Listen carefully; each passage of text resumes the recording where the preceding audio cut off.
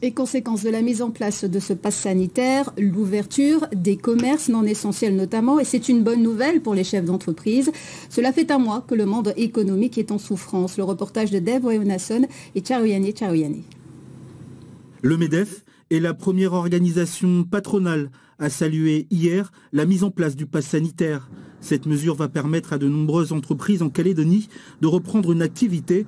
Cependant, le MEDEF appelle chacun à faire preuve de civisme car, je cite, cette éclaircie reste fragile.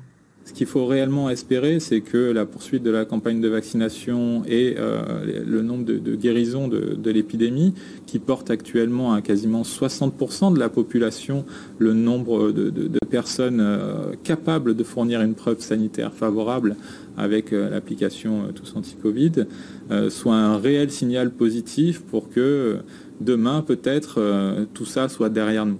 Autre organisation patronale à accueillir favorablement la mise en place du pass sanitaire, la Confédération des petites et moyennes entreprises. Pour notre part, la CPME avait demandé la réouverture cette semaine. Beaucoup d'entreprises n'ont plus de trésorerie.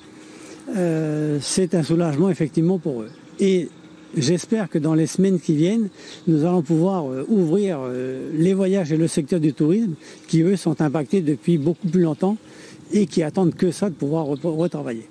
Du côté de l'Union des entreprises de proximité, le pass sanitaire oui, mais l'organisation émet quelques bémols. Nous nous interrogeons sur la mise en pratique de celui-ci qui ne s'adresse qu'aux clients visiteurs ou accompagnants, et quelle devra être notre position par rapport à nos clients et nos salariés, puisque ces derniers ne sont pas soumis au pass. Comment devons-nous réagir? Comment, par exemple, un restaurateur pourra-t-il rester crédible pour expliquer que son propre personnel n'a pas obligation d'être porteur du pass, ni d'être vacciné?